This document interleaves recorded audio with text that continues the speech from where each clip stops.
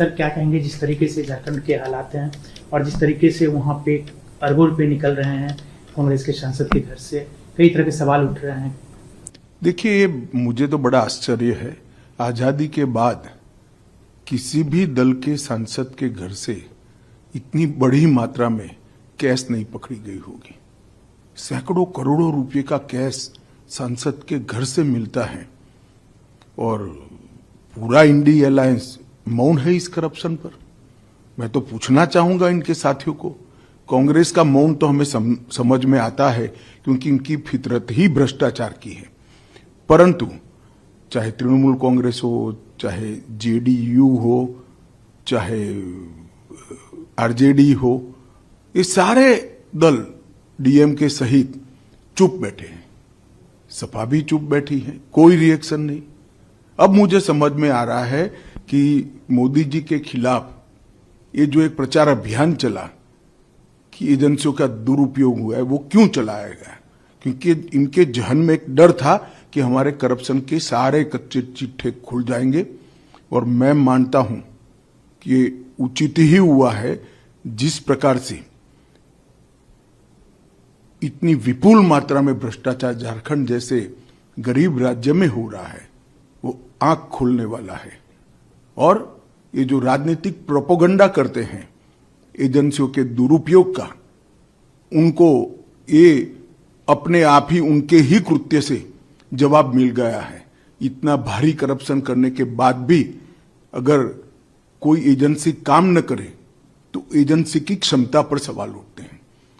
और मैं मानता हूं कि राहुल गांधी से लेकर इंडी अलायंस के सभी लोगों ने इसका जवाब देना चाहिए। भारतीय जनता पार्टी ये मसले को बहुत नीचे तक, इस देश के जन जन तक ले जाएगी और जागरूकता लाने का प्रयास करेगी। हमारी लड़ाई 2014 से भ्रष्टाचार के खिलाफ है। ढेर सारे कदम नरेंद्र मोदी सरकार ने उठाए हैं, प्रधानमंत्री जी ने उठाए हैं, और इस दिशा में हम जन जागृति लाकर इसको जरूर लोगों तक पहुंचाएंगे। सर, आप बिहार आए हुए हैं, ईस्टर्न सेंट्रल का मीटिंग है, तो कैसी रही मीटिंग? और यहाँ पे कहा जा रहा है कि जातिगत सर्वे जो है उसको लेकर भी बार बार सवाल उठाए जा रहे हैं। देखिए, मीटिंग तो बहुत अच्छी रही और जितने भी मुद्दे थे इस पर कोई ना कोई निर्णय हुआ है। कुछ मुद्दों में कमेटी बनी है, कुछ मुद्दे रिजॉल्व हुए हैं। जहां तक जातिगत सर्वे का सवाल है, ये जातिगत सर्वे का निर्णय तभी किया गया जब भारतीय जनता पार्टी बिहार सरकार में हिस्सेदार थी। हमने जब ये रिजोल्यूशन आया, बिहार में इसका समर्थन भी किया था, और सर्वे होने के बाद जो रिपोर्ट आई और एक कानून आया, इसका भी भारतीय जनता पार्टी ने समर्थन किया है और सर्वानुमत से बिहार असेंबली ने इसको पारित किया है।